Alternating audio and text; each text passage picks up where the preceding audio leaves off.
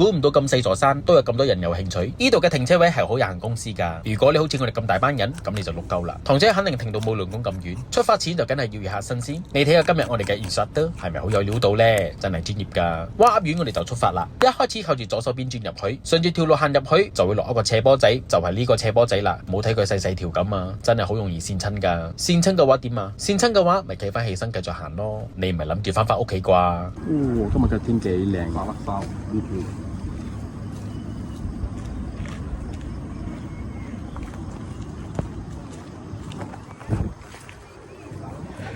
呢一座山每一次嚟到，有一樣嘢就係特別多戰鬥機啦，每一次都係。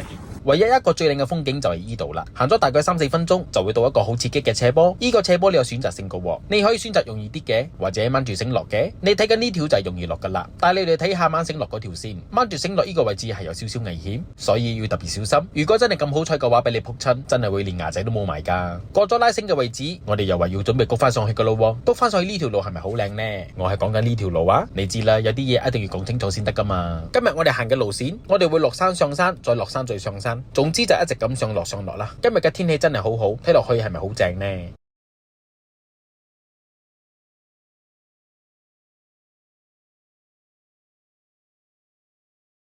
你哋睇下個細路女行到幾開心，一啲辛苦嘅感覺都冇。今日我哋行呢座山叫做青龍山，位於喺吉隆坡第7喺雪蘭莪同吉隆坡可以唔超過2-3公里嘅山，青龍山就係其中一座啦。如果你一位新手，不妨可以過嚟呢度試下。喺呢度俾你行到準，最多都係2-3公里就去完成，2-3公里啫，都仲未喘氣你就話到咗啦。行到呢個樓梯嘅位置，你哋就要注意啦。喺呢度可以穿過去神廟，如果有拜神嘅你可以行過去睇下。落咗呢條坑渠樓梯，陣間就要靠住你嘅右手邊繼續行，跟住你就會見到雞竇，呢個就係雞竇啦，唔係你諗住係咩啊？雞竇嘅旁邊就係神廟，神廟依度我哋就冇影太多鏡頭，你知啦，我哋都要尊重一下嘅。喺呢度逗留咗幾分鐘，影到大合照，我哋就話翻出去噶咯。嗰日呢個 uncle 好鬼死 nice， 見人就問你要唔要摘木瓜。既然喺雞竇旁邊度問我要唔要摘木瓜，好似好應景咁。聽得明嘅就明啦，聽唔明嘅話你就問你老豆啦。uncle 意思即是問你哋呢度有好多木瓜，如果你哋要嘅話 uncle 可以摘俾你哋。好啦，我哋要閃啦。呢度啲雞真係好肥好大隻，睇下就好啦，千祈唔好手多多啊。唔好諗住行過順手攞咗一隻啊！俾人捉撚到唔打撚到你豬頭餅咁，我就真係唔撚信咯。由呢度行翻出去好快嘅啫，準1個公里就可以行翻出去停車嘅位置啦。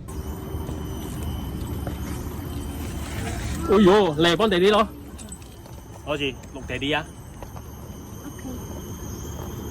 嗱，如果男仔咧攬上去咧就型啲嘅 ，OK。我梗係明啦。影到地攞有冇？呢度。OK 啊